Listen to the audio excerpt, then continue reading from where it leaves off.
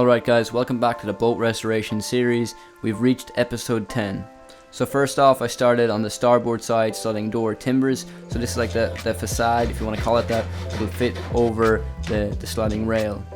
I went over it quickly with some sandpaper, and then I just applied some coats of mahogany wood stain.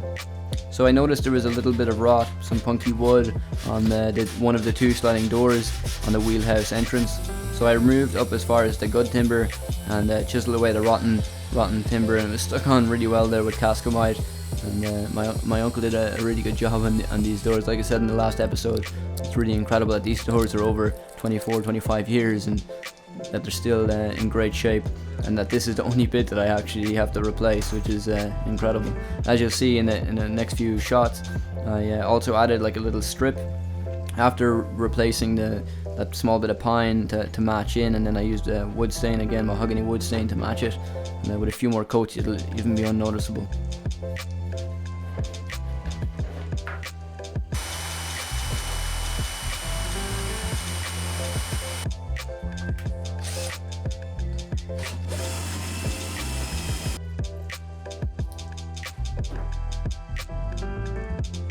For all you carpenters out there, I'm sure you know of this wood glue, cascamite. This stuff is incredibly strong, and yeah, it's just an amazing glue. It's really good. I don't know why I haven't been using it sooner.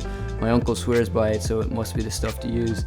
And yeah, it really does a great job. So I'm just using that on these strips of teak, putting them onto the doors, and not even screwing them or pinning them or anything, and this stuff will do its job.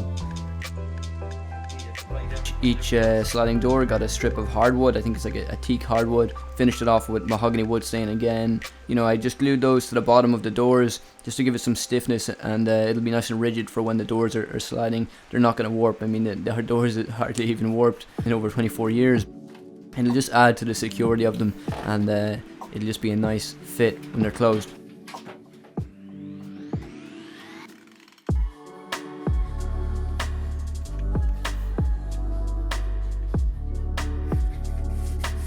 So I'm just touching up some small like crevices and gaps that are in these double sliding doors. They're not gaps really, but just little nooks or little areas. I'm just getting some car fillers in there, mixing that up, scraping that into place, and getting it nice and secure. I sand it down and then follow it up again, because I gotta do a few more coats on these doors before I do any varnish. I'll do some more mahogany wood stain, and then follow it up with some coats of varnish. Don't know how many coats of varnish I'm actually going to get on here, because as you know, we're in September, at the end of September, almost in October. The rain is relentless, and as you might even be able to tell, I'm recording this narration in the boat right now, and the rain is just beating down, and there's a storm on the way, so it's batting down the hatches and make sure the ropes are all secured.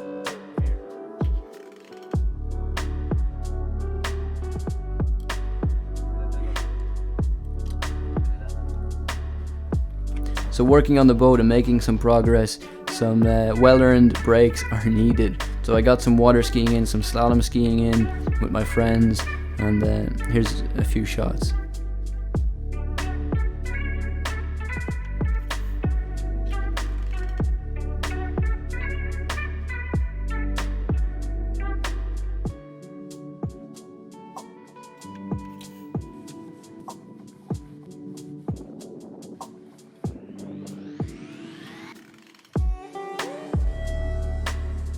So here we're securing down the runners, or the wooden strips, for the double sliding doors in the wheelhouse entrance. And these are originally from the boat when my parents had it. And yeah, I just sanded them down, give them a light sand, and again touched them up with some mahogany wood stain, and they're as good as new. So in the wheelhouse cabin interior, on the port and starboard side, you have two planks that basically run parallel to each other. They're pine planks. They're to look a nice look in the interior.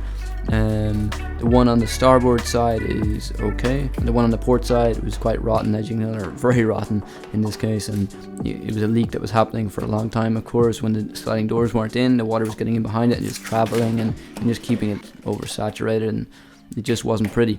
So that needed to be taken out, and we got a new one cut down to size and got that in place. Of course, we put cascamite all over the interior side. The inside that was going to be put up against the cabin plywood, and this cabin plywood actually had copper nails that nailed into it, and they actually nailed it. They were hammered in at an angle to hit home on that interior pine strip. We're not going to trust the security of just using those copper nails again, and over time, it could come loose. But it's just, we're going to use stainless steel screws, and you're definitely going to have them secure. They're not going to come out over time, and you can't risk any leaks happening. And then, so once that's sealed with Sikaflex from the outside, scraped out again properly. I know a lot of this looks like I'm undoing work I did before, which in that case it is. So as you guys know from working in similar circumstances in boats and things, is that when you see a leak, it's not the source of the leak, and you have to go and hunt that leak and find where it is actually coming in from. And the majority of the time it's not where it is, so it makes for a very troublesome job, and it's very tricky, and it takes a bit of tracking down.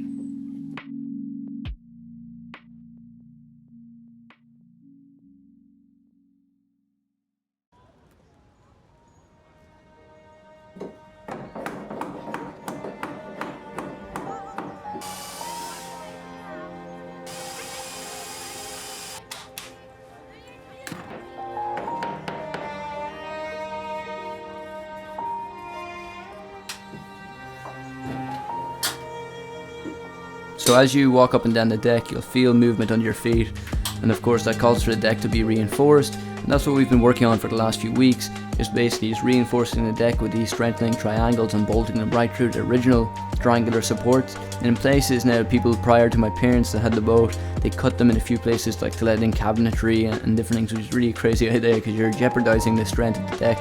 And as you can see, it's some job. It takes a bit of time, but it allows the reassurance of having the deck super strong, and the deck is going to see a lot of traffic, and that's what it needs to be strengthened. It really needs to be strengthened. And of course, it was never meant to last this long. The boat wasn't built to last as long. It was built to last like 4 to 5 years, if even. And it's incredible that this boat will be 80 years old next year. So far I have 14 of these deck supports in place. We're going to need to put a few more in place, like 1 or 2 in a few different areas, and where we feel the deck needs to be supported, and working on the older ones where the older boat owners cut the other ones out. Of course, we've got to work on those, but that won't be until further down the line in a couple of months. Right now, it's just to get the priority is to get the deck leak sealed, get it entirely sealed from the elements, from the rain, from the harsh winter. The Irish weather is just crazy.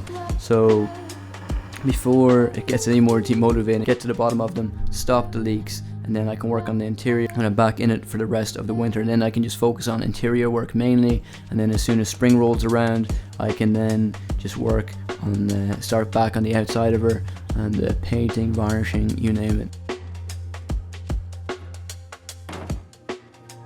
So of course now it's secured in place. There's, the deck isn't moving like it was before, so it's nice and secure. We just rake out all the old mastic, any dirt behind it, and it's incredible. Like, in behind the mastic, it was still wet. The deck had never dried fully, and that's just the heartache or the struggles you'll face with having a boat in Ireland, or even having a boat in a temperate climate, a climate with a lot of rain, and where you don't have it in a shed, where you can't control the environment, and it just makes it really troublesome. But again, just we're drying it out with a heat gun in places if we can.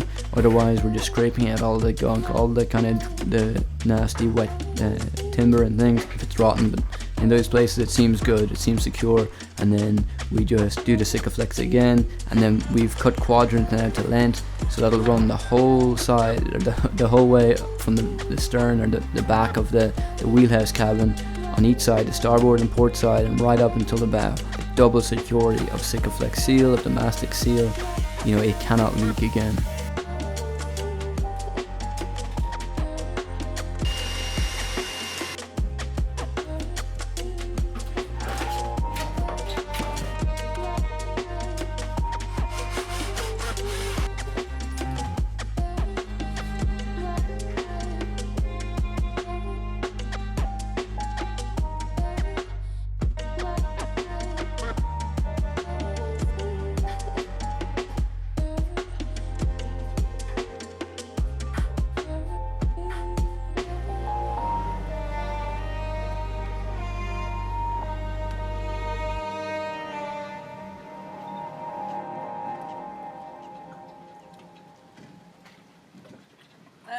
Get there. Whoa, nearly fall off. Whoa.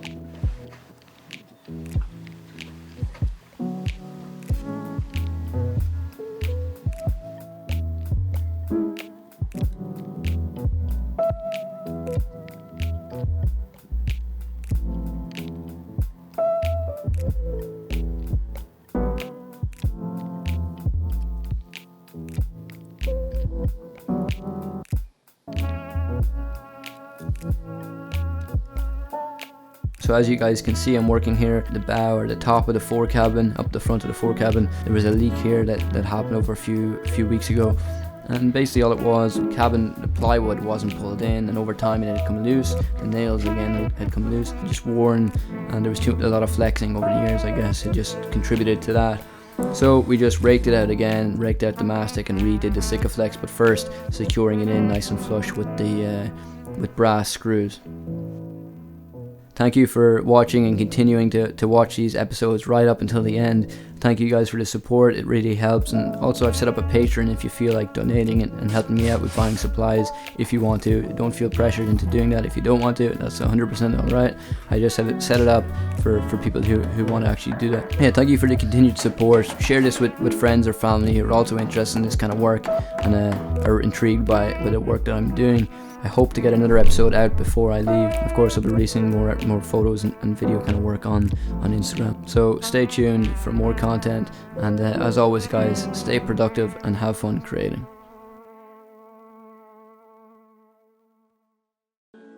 So I'll leave you guys with some footage of this wild mink who over the course of a week became incredibly friendly with us and was taking food out of mine and my father's hand, and crawling all over me, taking food, which is just incredible. We just fed him and he became a great little friend, and it's really incredible, you know, a wild mink.